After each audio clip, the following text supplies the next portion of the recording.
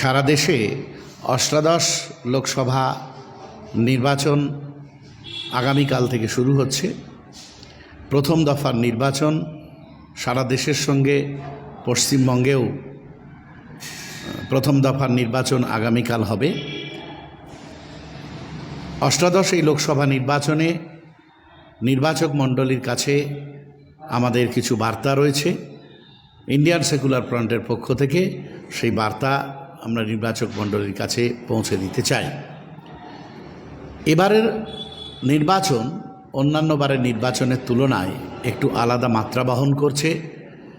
এবারের নির্বাচনে নির্বাচক মণ্ডলী যাতে খুবই দায়িত্বশীলতার সঙ্গে তার যে গণতান্ত্রিক অধিকার সেই গণতান্ত্রিক অধিকার প্রয়োগ করতে পারে, আমরা সে বিষয়ে নির্বাচক মণ্ডলীর কাছে দৃষ্টি আকর্ষণ করব।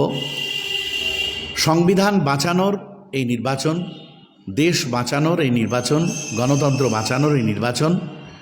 নির্বাচক মণ্ডলীর কাছে অনুরোধ, কোনো ব্যক্তি কিংবা রাজনৈতিক দলের কোনো বিশেষ প্ররোচনায় পা না দিয়ে সঠিকভাবে সঠিক ব্যক্তিকে এবং সঠিক রাজনৈতিক দলকে ভোট দিয়ে আপনি আপনার পছন্দমতো প্রার্থীকে নির্বাচিত করবেন, পছন্দমতো দলকে নির্বাচিত করবেন, যাতে তারা সংসদে গিয়ে সত্যিই রাষ্ট্রীয় দায়িত্ব পালন করতে পারে।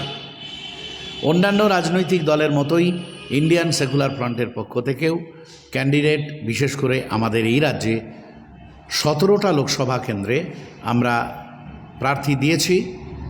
আমাদের দলের সাংগঠনিক যে শক্তি, সেই শক্তি সারা পশ্চিমবাংলার বিভিন্ন জেলায় থাকা সত্ত্বেও আমরা ফ্যাসিবাদী বিজেপি এবং তার দোসর ও দুর্নীতিগ্রস্ত তৃণমূল কংগ্রেসকে পরাস্ত করার লক্ষ্য নিয়ে যেহেতু এই নির্বাচনে প্রতিদ্বন্দ্বিতা করছি, তাই আমরা প্রার্থী দেওয়ার ক্ষেত্রেও সীমাবদ্ধতা রাখবার চেষ্টা করেছি।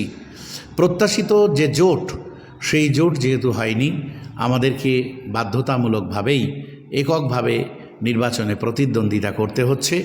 এই অবসরে নির্বাচক মণ্ডলীর কাছে আবেদন, যেখানে যেখানে ইন্ডিয়ান সেকুলার ফ্রন্টের প্রার্থীরা প্রতিদ্বন্দ্বিতা করছেন সেখানে অবশ্যই ইন্ডিয়ান সেকুলার ফ্রন্টের প্রার্থীদের খাম চিহ্নে ভোট দিয়ে আপনি বিজয়ী করবেন, নির্বাচিত করবেন এবং শক্তিশালী সংসদ গঠনের ক্ষেত্রে গুরুত্বপূর্ণ ভূমিকা পালন করবেন।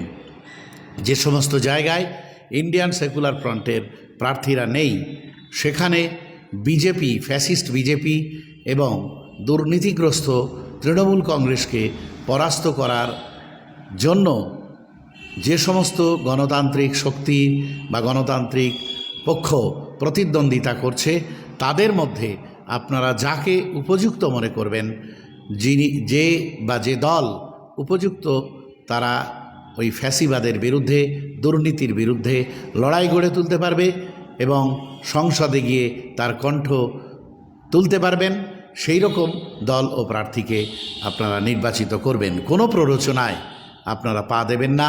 মনে রাখবেন, 2021 সালে যেভাবে শীতলকুচিতে একটা ঘটনা ঘটেছিল, তারপরে কিভাবে সেই শীতলকুচির ঘটনার পরে দেশের, এই রাজ্যের নির্বাচনের বাঁক পরিবর্তন ঘটেছিল আমরা দেখেছি।